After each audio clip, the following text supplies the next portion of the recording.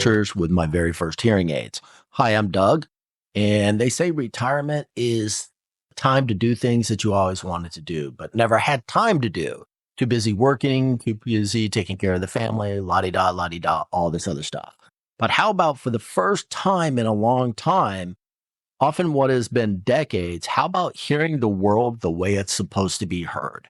From the TV to the car radio to a whisper to that not so silent fart from your significant other who's been getting away with it for a long, long time, they can no longer blame the dog.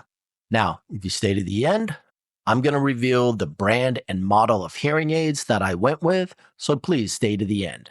As always, if you like what you hear, don't forget to like and subscribe. So let's get started. In part one of today's episode, let me give you a little background about my journey into my first hearing aid. But don't worry, I'm not going to give you the boring instructional video about what the audiologist is going to do, what I had to get prepared for the audiologist. Yeah, it's one of those tests you don't have to study for. Let's have some fun with it because the audiologist is the expert on all this, and there's a whole shit ton of this all on the internet, especially on YouTube. But not a lot of so much on people's experiences in there.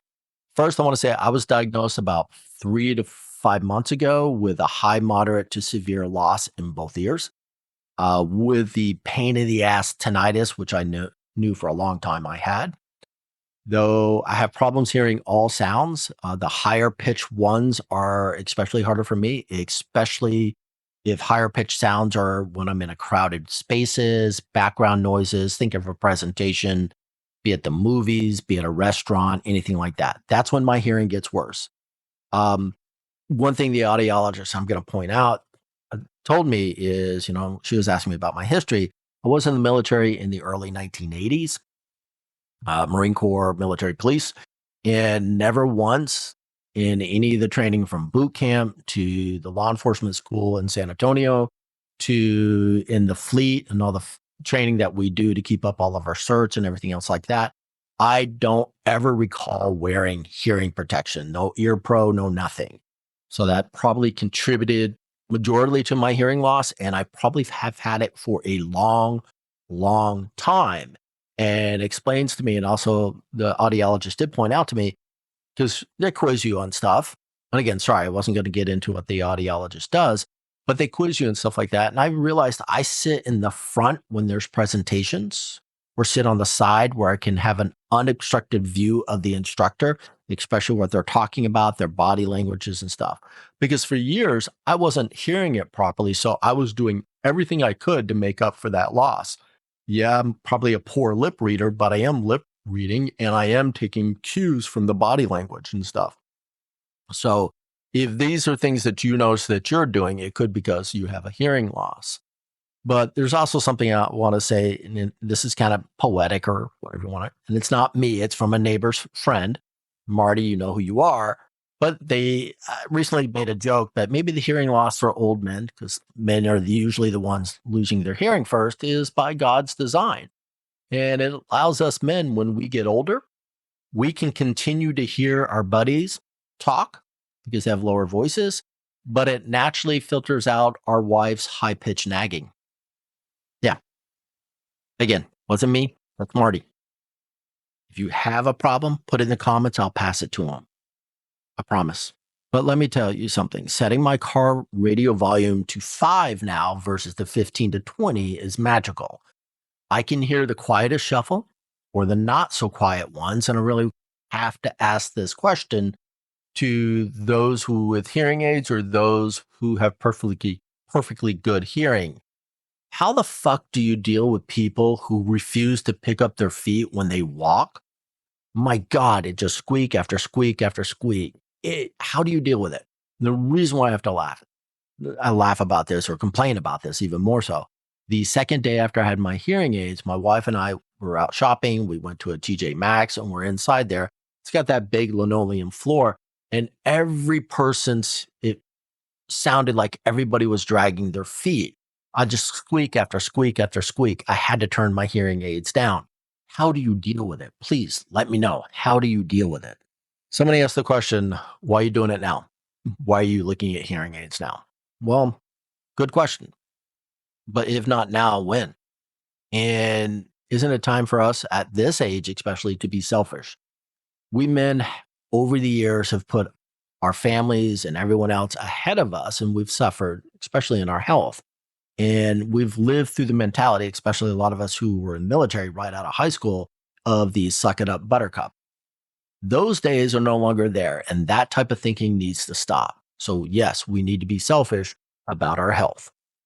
If you're going to be jumping into the world of hearing aids, be it over the counter stuff that you get at Costco or Sam's, or the more expensive brands that you have to go see a professional audiologist for, not saying the ones at Sam are not, but go to your healthcare and go to the professional audiologist. Like you're going to be looking at Phonic, Signia, Widex, Oticon, Resound, etc.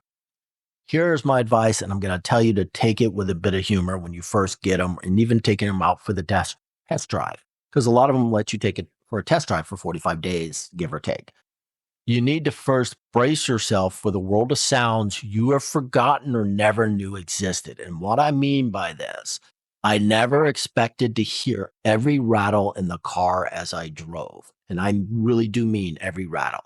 I was even hearing, and it was driving me nuts, the rattling or the slushing of the ice in the cup in the center console of my soda cup that was in there. I could hear that.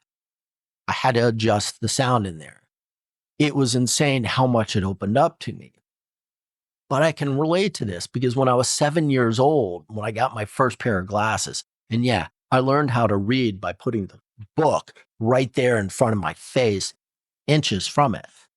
The first day I was home with the new glasses that when they finally came in, I walked into the dining room of the house that we were living in at that time.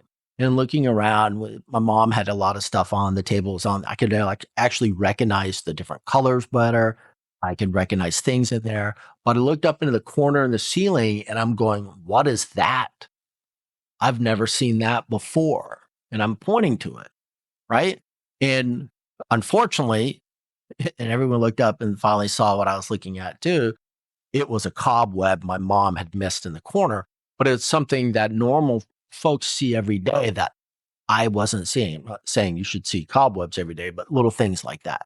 There are some additional pitfalls that I was not entirely prepared for, like thinking I could enjoy a quiet dinner out with a wife and not hear every chew, slurp, whisper coming from the tables next to us or two tables down.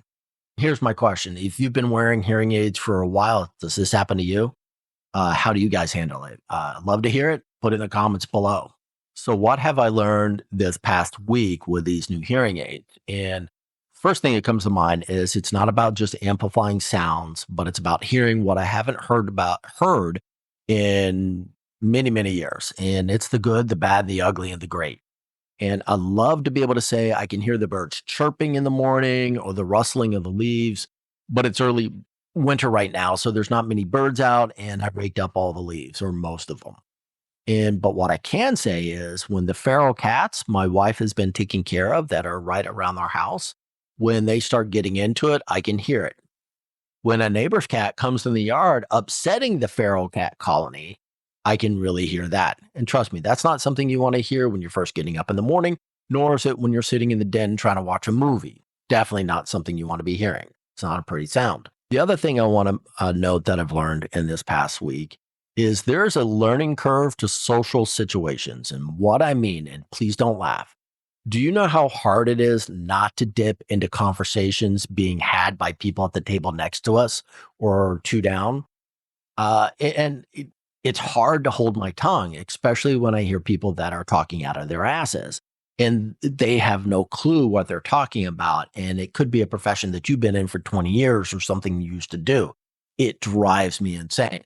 I could provide you with a cornucopia of examples of how hearing aids help you reconnect with life, but I won't, except this one thing. It's time to be selfish. There's a lot of stuff that's out there that we're missing. So let's recap. I've covered my journey for this first week with the new hearing aids, with its highs and lows, funniest stuff, and the first few days of wearing the hearing aids. And like I said, it's different, but it's a good different. Before we wrap up today's episode, I promised to reveal the brand and model of the hearing aids I selected. I went with the Oticon Intent ones. First, I want to say they are not cheap. However, I wanted to go with something that was going to last for years. Plus, 2 years from now, I did not want to be chasing technology and so on, just like we do on cell phones and cars. And also, per the ratings and reviews, like in Reddit, online as well, I've noticed they were the ones highly recommended for people with tinnitus or tinnitus. Tinnitus, yeah, still can't say that. It helped mitigate. It doesn't take care of it, but it was one of the ones better rated for mitigating the tinnitus that I suffer from. And I can honestly say that so far they've been a game changer for me. The phone app allows me to control a lot of the settings, such as volume per ear, so I can adjust it depending on how the sounds are coming in. Especially like when I'm in the car, I can adjust it, and when I'm out shopping or with dinner with a wife, I can adjust it appropriately. The rechargeable batteries last for a long time. Right now, the app is telling me I'm getting about 17 hours or more per charge. But let me be honest, if I was going to be listening to music only, or I was sinking into my tablet listening or watching a movie, I would highly recommend taking out the Oticons and putting back my Samsung Earbud Pros. You may have Apple earbuds or whatever you call them, because they have a whole lot better sound and they have that capability for noise cancellation, which if it's on these, I don't know or have not unlocked that settings or that capability in the app. Let me just say, if I was going to mow my lawn this last year, I moved from a gas lawnmower to an electric lawnmower, not because I'm trying to save the planet or anything. I just got tired of having to run off and get gas. It's easier for me to just swap out batteries. Now, I would take the earbuds, the Samsung earbuds, because they do have noise cancellation at the same time while I was listening to a podcast or music or something. So that is one thing I'm going to be quite honest. These are not designed for great if you want to be listening to music and everything. They're not designed for that. Or if you want a noise cancellation while running the lawnmower. Again, not designed for that. So I would not wear them too, because it's going to pick up all the noises in the world. So at the end of the day, I went with the Oticon Intent ones. This is where you guys get to help me. If you have a funny story or a piece of advice about hearing aids that you would like to share, please do me a favor and drop it in the comments below. Let's share a laugh, have some wisdom, share that too.